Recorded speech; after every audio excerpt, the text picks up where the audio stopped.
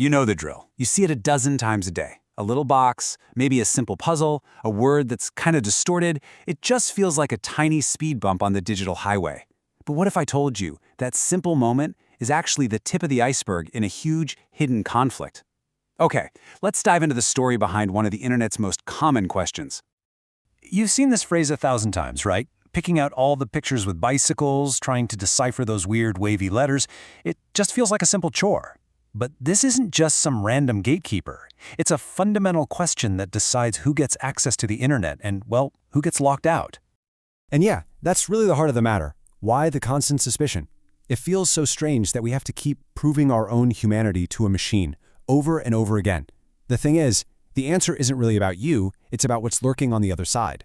Well, it's because every single time you log in or buy a ticket or post a comment, you're basically stepping onto the front line of an invisible, ongoing war. A war between human users like you and me and a whole army of automated programs fighting for control of the digital world.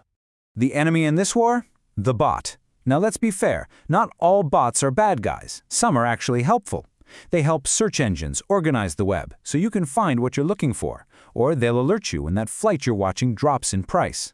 But we're not talking about those. We're talking about the malicious ones, the ones coded to exploit systems for profit, and sometimes just for chaos. So what this all boils down to is intent. What's the goal? While you're just casually browsing a website, bots are burying the comment sections in spam. While you're reading an article, they're illegally scraping all that site's data to sell it. And while you're trying to connect with your friends, they're trying to completely crash the entire service with something called a denial of service attack. This is the real conflict, and it's often driven by a massive underground economy. Okay, so how do you even begin to fight these things? How do you build a wall that lets all the right people in and keeps all the wrong programs out? Well, you've got to get clever. You have to design a test that's based on a very specific kind of logic. And this breaks it down perfectly. It's this really simple but kind of brilliant four-step process. First, you present a task. Second, you make sure it's something totally intuitive for a human. Third, and this is the absolute key, it has to be something that's computationally really difficult for a machine. And if you can meet those conditions, boom, just like that, identity verified. Which brings us to this really important idea, the gap. See, in the early days of the internet, that gap was massive. A computer had no idea how to read distorted text, but you could, easily. It couldn't identify a cat in a photo, but a child could. That's the sweet spot. These tests are designed to exist entirely inside that gap between our human intuition and a machine's ability to compute.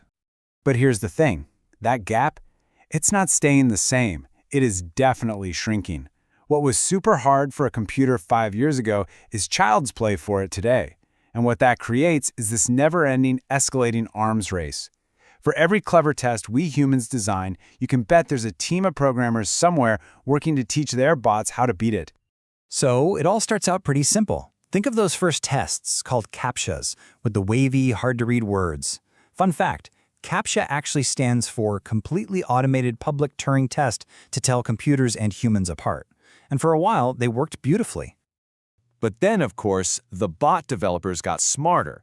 They used advances in things like optical character recognition to teach their bots how to read those exact words. And just like that, the test was useless. So, that test was toast. We had to move on. And what was next? Well, you know it, identifying stuff in pictures. The classic, click all the crosswalks or find the traffic lights. This required a much higher level of pattern recognition that was, for a little while, uniquely human. And guess what? The bots got smarter. Again. With this crazy explosion in machine learning and image recognition AI, even these picture puzzles are starting to get easy for them. The cycle just keeps on repeating, each side trying to out-innovate the other. So this whole back and forth, this relentless cycle, it forces us to ask a pretty tough question. What happens when the bots just get too smart? I mean, what does the future look like when there are no more simple tests that can stump a machine? Because, let's be real, that's where we're heading. That gap we talked about, the one these tests need to survive, it's closing, and it's closing fast. The very things that we thought were uniquely human, like understanding context or recognizing subtle patterns, even creativity, are now within the grasp of artificial intelligence. And that brings us full circle, right back to where we started. But now the question is way deeper.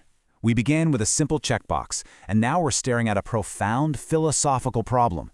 Think about it. If an AI can perfectly mimic human behavior online, if it can pass every single test we could ever throw at it, how do we define humanity in a digital space? What does that verification box even mean, when the bots can tick it too?